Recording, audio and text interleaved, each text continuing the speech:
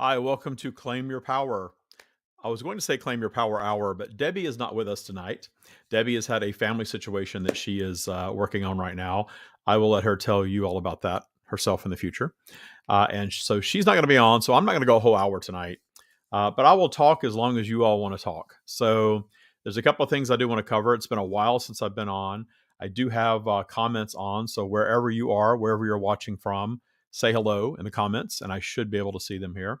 I am told that we are not only on Facebook and YouTube tonight as usual, somehow we are on LinkedIn. And I don't know how exactly that happened, but I think we're going broadcasting live maybe to LinkedIn, probably to one of my business account or my personal account on LinkedIn. I don't think that was supposed to be set up that way, but once it's set, you can't unset it this close to the show. So here we are on LinkedIn. Hi, LinkedIn. We'll see how you like my stuff, and let us know. If you think that this is kooky and weird, you can type that. I don't care. It's fine with me. So, I'm David Strickel. I am creator of the mindset practice called the Taya Practice. I am also a channel of source consciousness that we call the Stream. I have a second book coming out any day. I was going to say any day now, but actually, what we've done is we have pushed the book launch from 11/11/23. We've had to push it to 12/1/23, and that's just because we have some glitches in uploading and printing, and we were kind of down to the wire to get it really published by 11/11. So we decided to give ourselves a little more time, and we pushed the launch date out now to 12/1/23. So it'll be out in a couple of weeks. And for those of you that have signed up for our pre-launch team, and if you are in one of our groups, you're able to do that. You can receive the book in advance of the 12/1 publication date. On the exact day, I'm not sure, but you'll also receive it at a special price. And what we ask of you, if you are part of that launch team, is to simply get the book, read it, and leave us a review on Amazon. Helps other people find it. Gives us great feedback on what you thought of the book. So it's a very helpful thing to have this launch team in place to read the book and provide an Amazon review by December 10th. So you have a few days to read the book and get the review in for us, and we deeply appreciate that. So I've been out for a while. I was planning on taking hiatus because I had a planned surgery back on October 11th. I had a 7-hour spinal fusion procedure back on the 11th. I'm still recovering from that. I'm absolutely getting better every day. I am still restricted to no bending, no twisting, no lifting anything over 10 pounds, no driving still.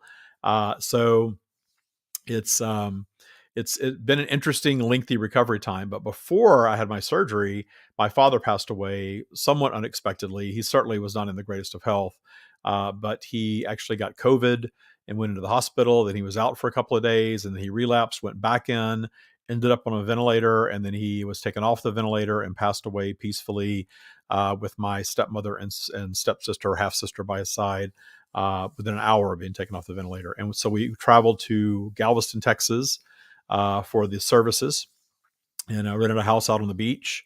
The first time in well over a decade that I was in the same house with both my brother and my half sister and my stepmother at the same time. It was actually nice getting together and seeing everyone. It was a lovely service.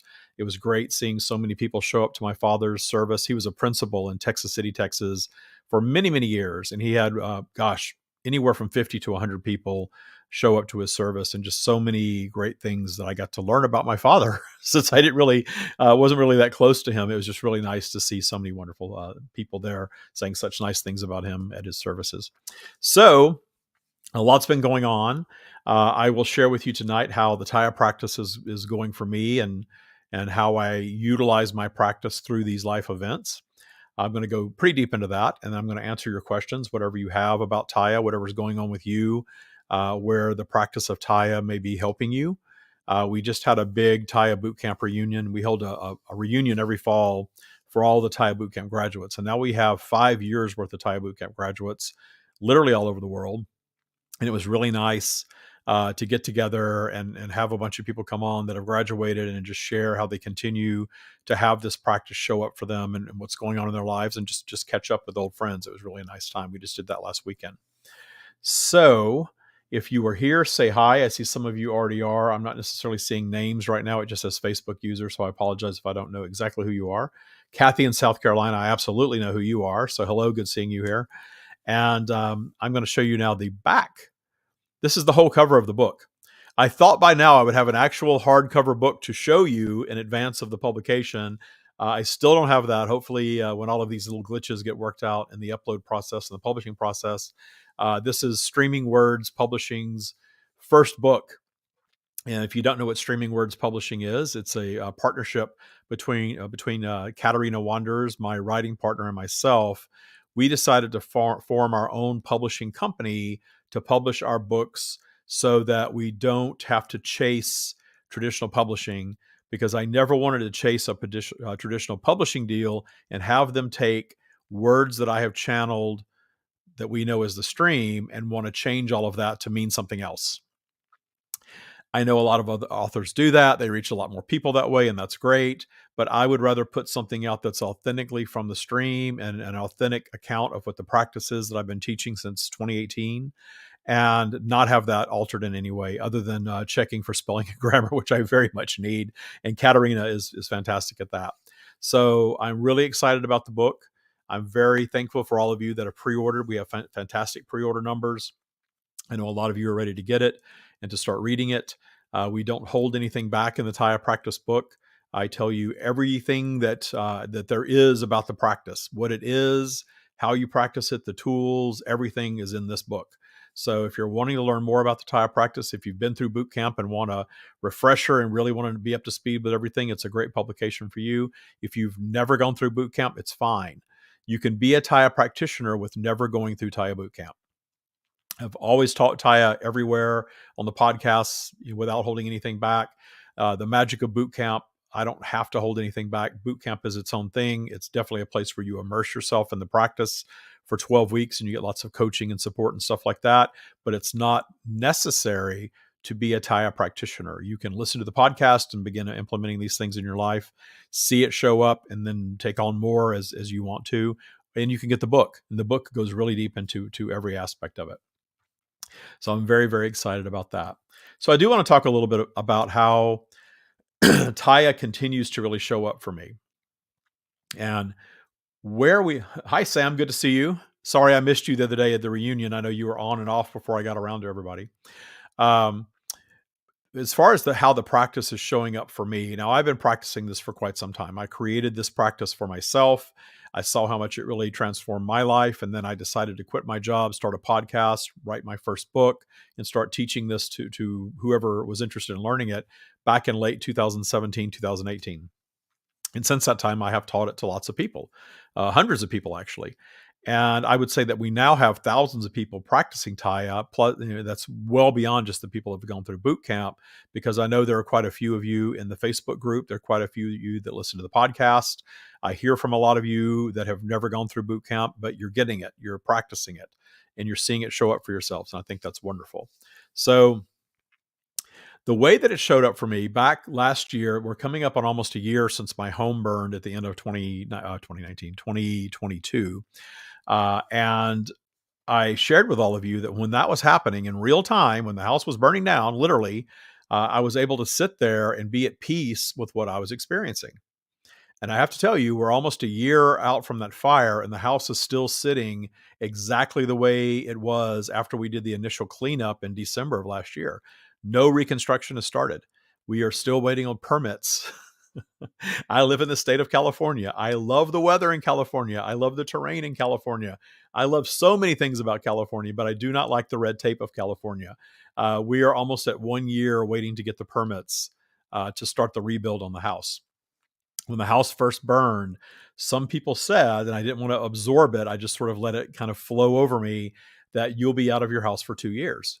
And they were right. It takes a year to get the insurance rolling, a year to get the permits, and then it's going to take close to another year, I'm sure, to rebuild it. So here we are at the 1 year mark, and we're still not in the house. But we are very fortunate in that we're renting the house right across the street, and we are renewing that lease for another year.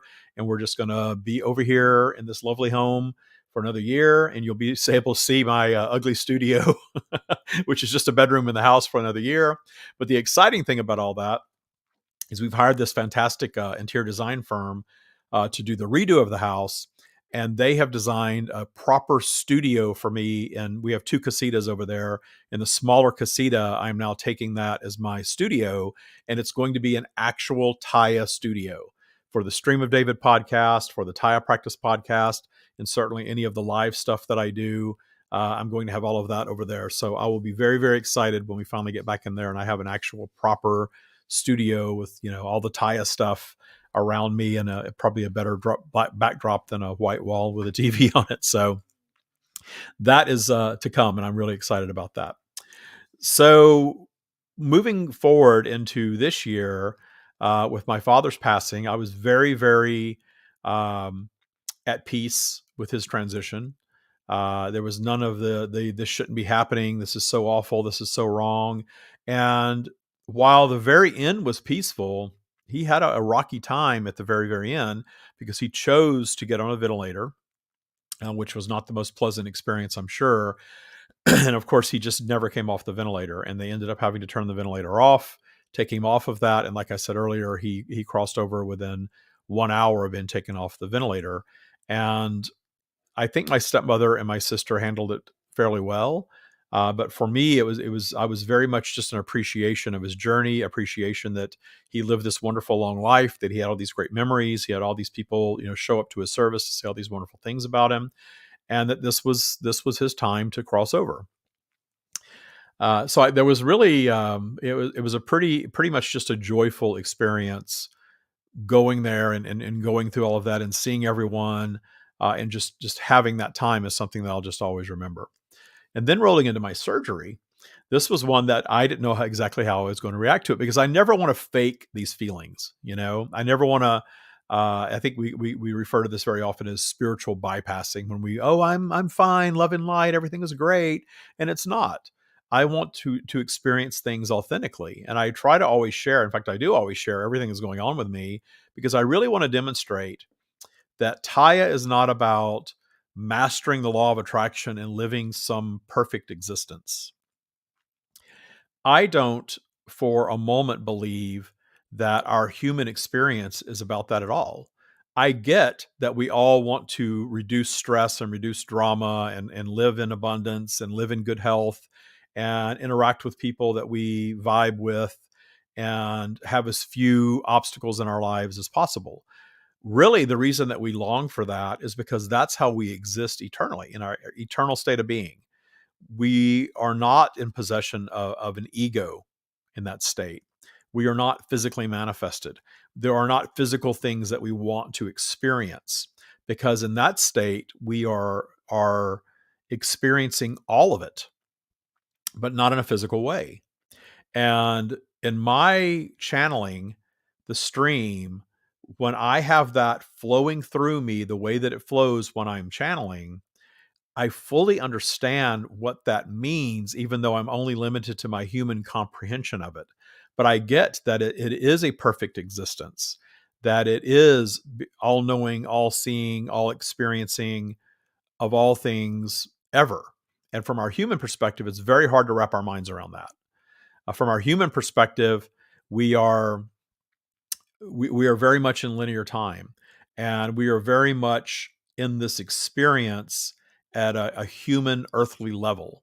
And so trying to imagine what it's like to know everything, to be one with source, is something that we can imagine, but we can't really truly comprehend it until we're experiencing it. But I do believe that our inner being, if you will, our higher self, our soul, however you refer to that part of us that is not our ego, we are living here in duality. There is duality in all things in a physical environment. So here we are in duality, and the duality of our being is that we have a source being and we have a human consciousness, an ego being. And the source being is part of us. It's innate in all of us. And that's the being that is without want or need or desire, because it has everything. And then we have this ego being that merges with that, and we very much want to sort of chase that perfection. That's why the concept of you are going to find the love of your life and never have another problem again. All the Disney movies seem to be based on that, finding Prince Charming and they lived happily ever after. You are going to manifest wealth and abundance. You're never going to want for anything again. Everything that you've ever wanted to experience materially is going to be yours. Or you're going to have the best health and the best body and feel the best you've ever felt, and you're going to be this way forever.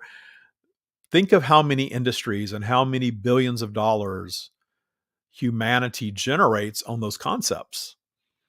If I wanted to just get out there and make tons of money, I would turn myself into some sort of an abundance guru where I'm promising you that you're going to make so much money and you're never going to want for any money again. And I know there are people out there that turn themselves into relationship gurus. Well, I have 2 divorces behind me, so maybe I don't have the credibility there, but I have met the love of my life after 50. So maybe I could do that. Maybe I could go specialize in that. And, there's been times in my life that maybe I could have specialized and going out and making myself a fitness guru, in 2019, when I was 51 and I was in great shape, I could be the, fitness after 50 guru. I've never wanted to be a guru. I've never cared about being a guru. And I've never cared about going out and selling some idea of perfection. That's just not what I do. I know there are tons and tons of people would buy into that. I am talking to the ones, to those of you out there specifically that understand that life isn't supposed to be perfect, that the true expansion of consciousness that we receive in our human journey is really found in the obstacles.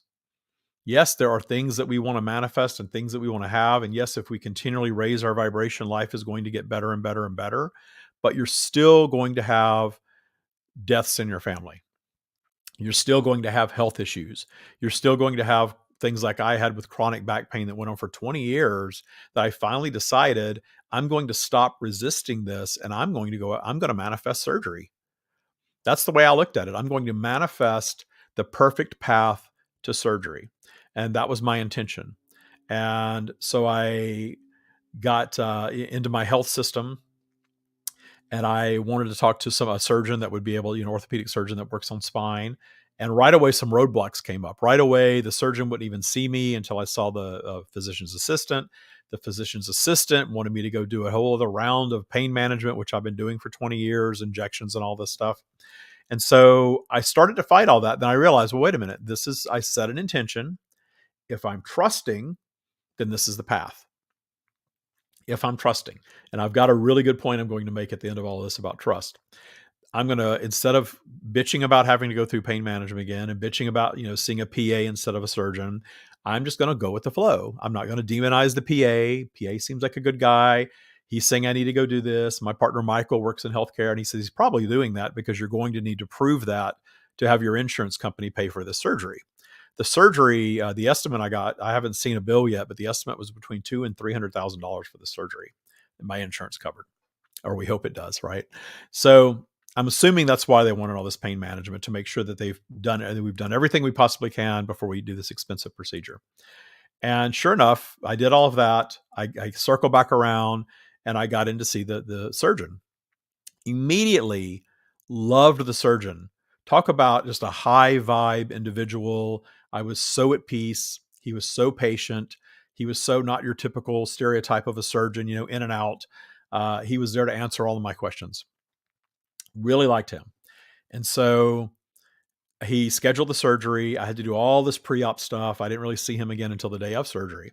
So I went through a couple of weeks of pre-op procedures and things like that, just to make sure I was really a good candidate for surgery, passed all of that stuff. And then the day of surgery, my surgery was at 7:15. I had to be at the hospital by 5:15 a.m. So I'm half awake. I couldn't eat or drink anything. Couldn't have coffee, of course. And I'm going in, and right away, they're like, strip naked, jump on this gurney, and we'll be here in a minute. And all of a sudden, all these people, converge on me, prepping me for surgery. And in doing so, I was very much Taya, went in there with the high vibe mindset. This is the path, opening up for me. This is exactly what I need to be doing right now. This is a new experience that I haven't had before. So this is something else. We're here to have experiences. So I have not had the experience of being in the hospital or having surgery. So this is something that I'm excited about instead of fearing or worrying about. And sure enough, the surgeon came in, Michael was in, and he actually prayed with us, which I thought was really cool. I know you meditate, because I told him I was in a meditation. So he says, I know you meditate. and you may not be into prayer, but it's okay if I pray. So I'm never going to deny someone, praying for me, especially in something like this. Super high vibe, loved it. So we did that. And then I got wheeled into the surgical room, and it was freaky.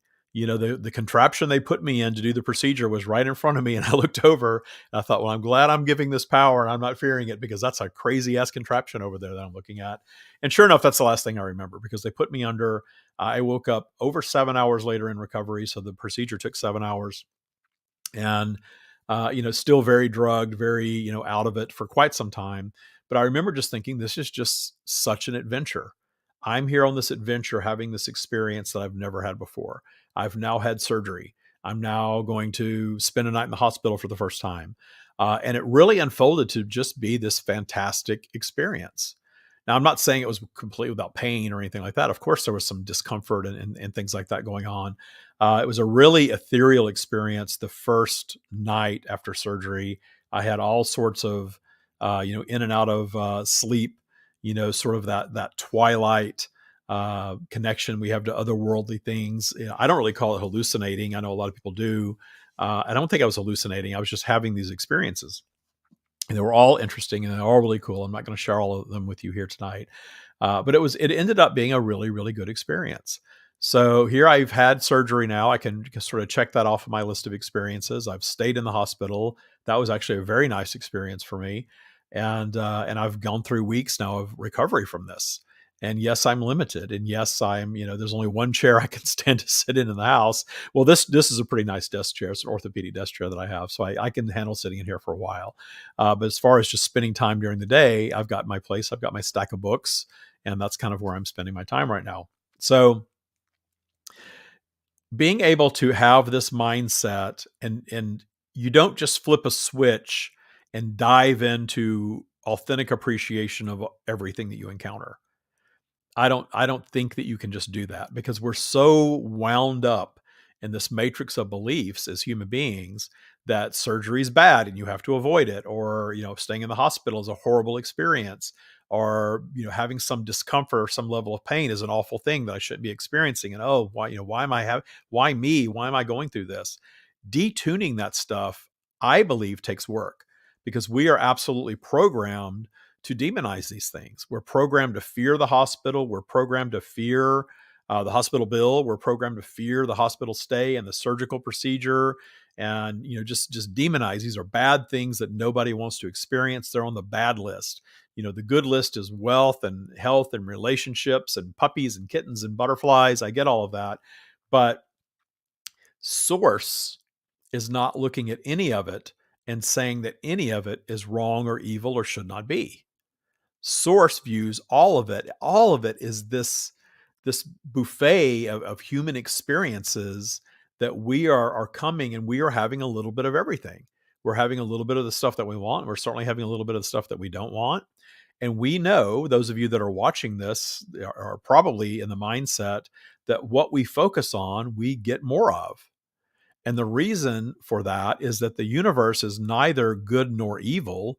The universe simply delivers on what we're focusing upon so that we can have all of these different experiences, the things that we want and the things that we don't want. And there's evidence of that all around us. No one is living in perfection. Everything is on a spectrum. So yes, there is going to be the most abundant human being, and there's going to be and others like them, and there's going to be the least abundant human beings and others like them.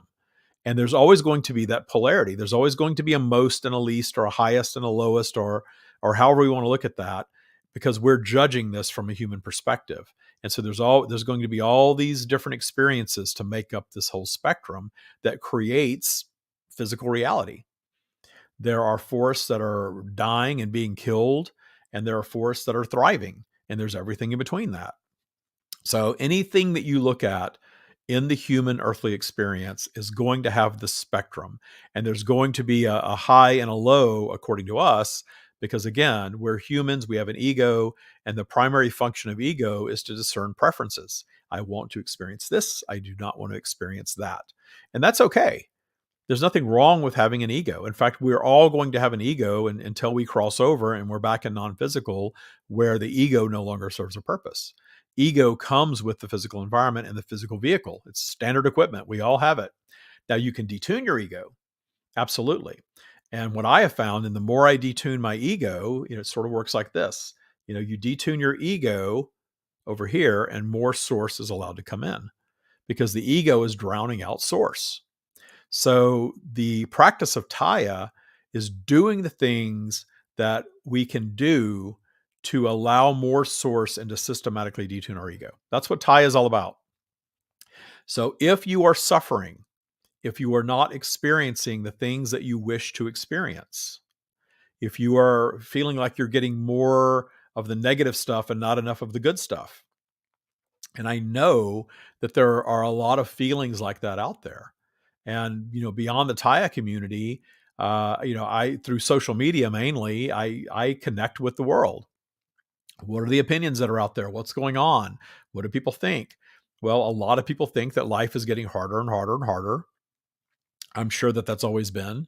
I'm sure people in the 1800s and the 1700s and the 1900s and the 1600s, all these different time periods thought that life was just getting harder and harder and harder, that we were at the end of times, that evil was starting to prevail more and more and more. I've heard this my whole life. I'm 55 years old. I have heard the same story my entire life. Things are getting worse. Things are getting bad. It's really rough out there. And you can focus on that and you can make that your reality. But not everybody thinks that way.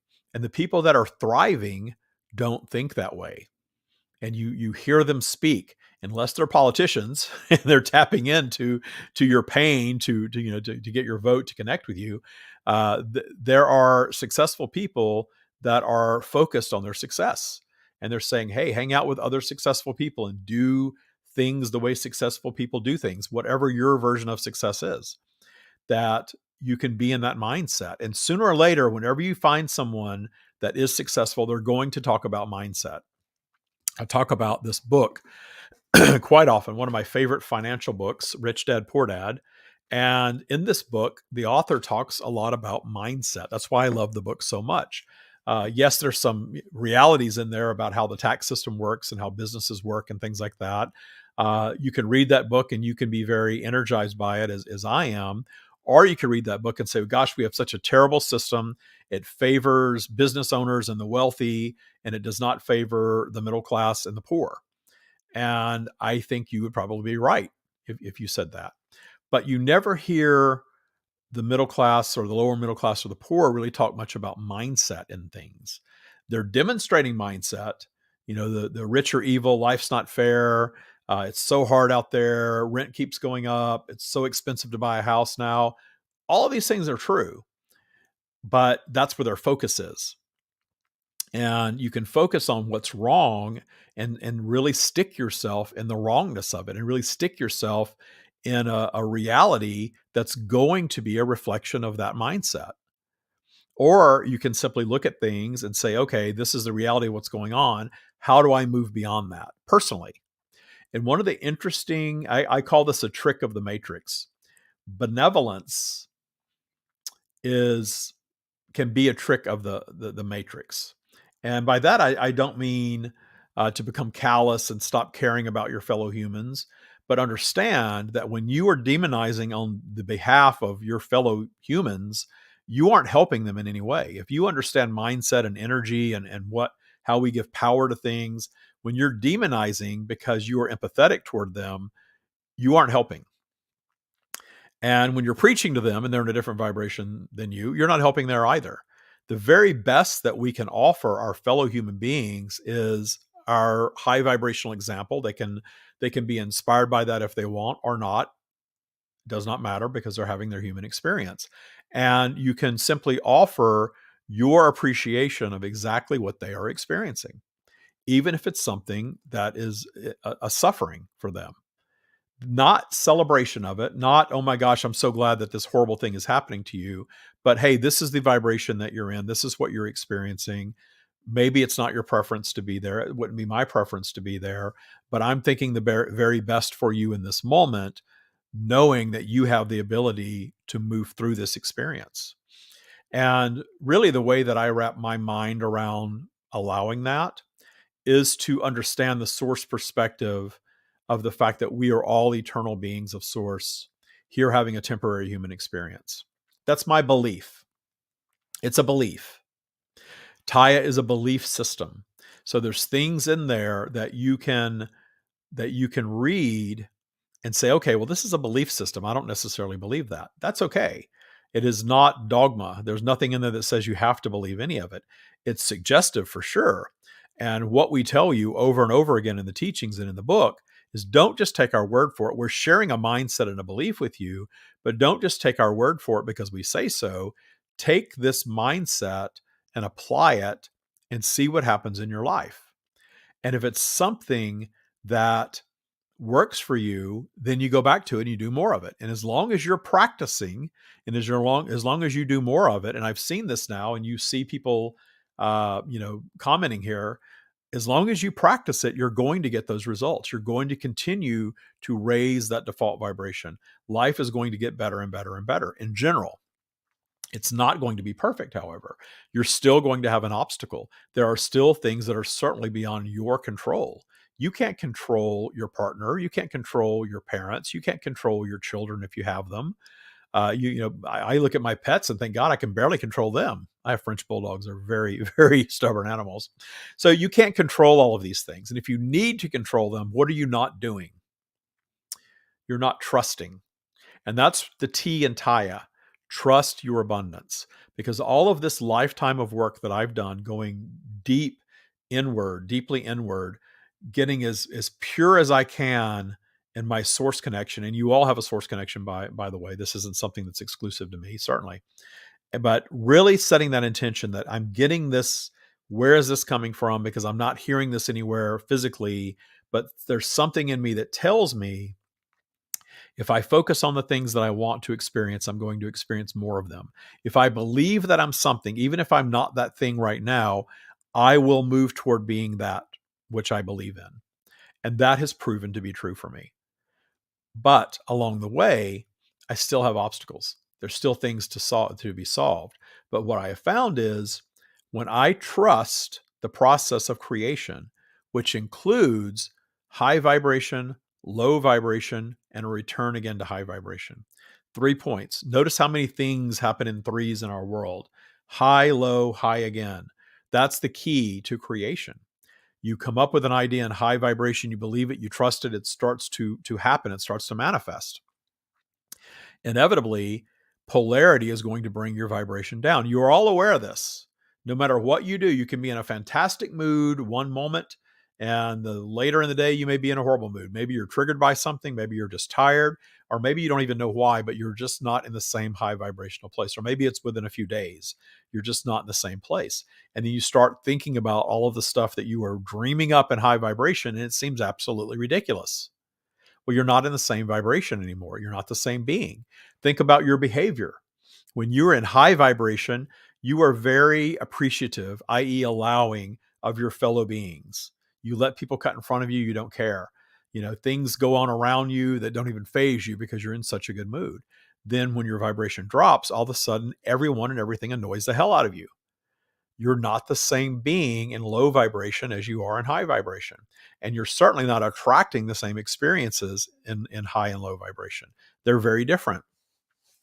And when we're in high vibration, it's a lot easier for us to believe and trust because that is source up there. That high vibrational space is source, and source is overshadowing ego. Ego's still there, but source is overshadowing. And then when our vibration drops, when we get below what I call neutral, sort of the midpoint, then it flips. And all of a sudden, ego is in the driver's seat and source is now being overshadowed. That's when we're fearing. That's when we're judging. That's when we're worrying, when we're in anxiety. When we're not trusting, we're down in ego. Naturally, it's just the way ego operates. Not evil, just a separation from source so that we can have a human experience.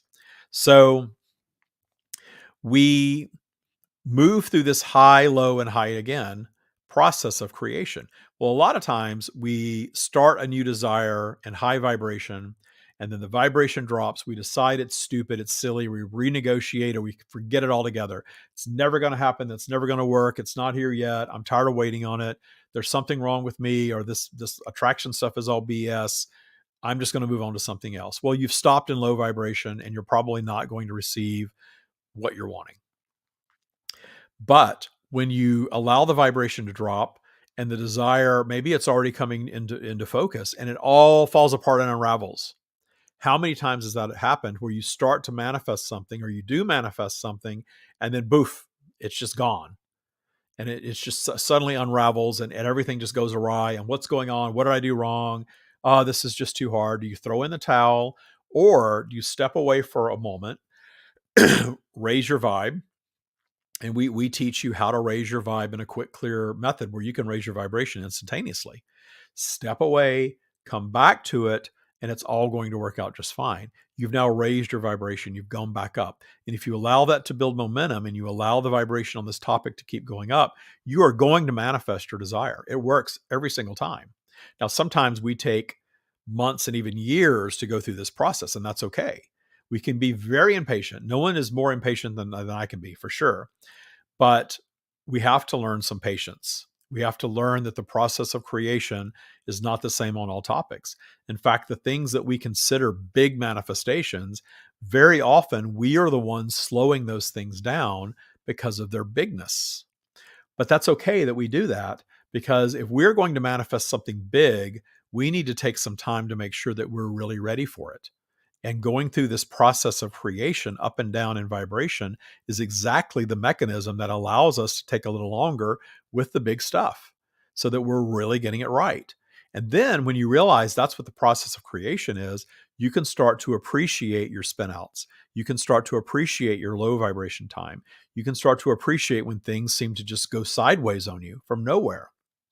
But I promise you this, and I'm going to end here, that if you allow yourself to return to trust, no matter where you are in this high-low vibrational journey of creation, return to trust. Every single time you are going to appreciate and you're going to absolutely love the outcome. The manifestation will happen. It will. Doesn't matter what it is, it will happen. It's universal law. And the only reason universal law doesn't work is because we're not understanding that we are the ones that are unraveling a lot of the things that we want, especially the things that we really, really, really want. Because what do? We activate the vibration of need when we really want something. And remember, if you're really, really wanting something and you are trying every day to manifest it and you are sending out these orders over and over again to the universe, I want this, I want this, I'm going to affirm this every day, I'm going to type yes to the affirmation, you are not trusting. You are not trusting the universe. You're not trusting the process of creation. Trust is key. In your darkest hour, trust. Trust the universe. Well-being is your natural state of operation. It is. Source is love and well-being and abundance, nothing but that. We have this ego that serves to separate us from that so that we can have these human experiences that actually expand our consciousness. When do we get the most creative? When we're in a crisis, when we've really had a spin out, when we're really at the bottom of our spiral. We have two choices. We can take ourselves out of physical. You know what that's about. And if that's your choice, that's your choice. Or we can allow ourselves to go back up. We can allow ourselves to come back and recover and rebound and realize that, okay, that whole thing was just an experience. And I now know what it's like to be down there. I now know what it's like to have my darkest hour. I now know what it's like to be completely spun out and have a terminal illness diagnosis, or be completely broke or bankrupt, or be completely alone in the world. Feel like everyone's turned their back on me. I know what it's like to experience that now. I've come and I've had that experience. And the reason that I can appreciate it is because I'm not judging it as something that shouldn't have been. I'm understanding now that I came here to have that experience, all these experiences, the positive and the negative, because according to Source, excuse me, there's no such thing as negative. Nothing that is happening in our world is considered negative by Source. Now, we may discern it as not a preference. I understand that very well. But according to Source, the negative things that are the things that we discern as not our preference are all there to inspire new creation. So therefore, nothing is really negative. I can't talk anymore, so I'm going to sign off now. Thank you all for joining me. It's good to be back. It's good to see all of you. I should have had some water with me here tonight. I forgot to bring it in. But thank you for all of your comments. I appreciate them very much. Even if you're watching this on a replay, keep commenting because we see all of those. And my intention is to be back doing recording podcasts as of next week. So we will be putting out both podcasts, the Stream of David podcast and the Taya Practice podcast, either next week or the week following that. I need to get some recorded. We're setting up some guests and stuff right now to do that. So the podcast is coming back, and Claim Your Power will be back on next Thursday night. My intention is for Debbie to be here with me because I know she has a lot of exciting things to share with all of you as well. Thank you all for joining. Good to see you.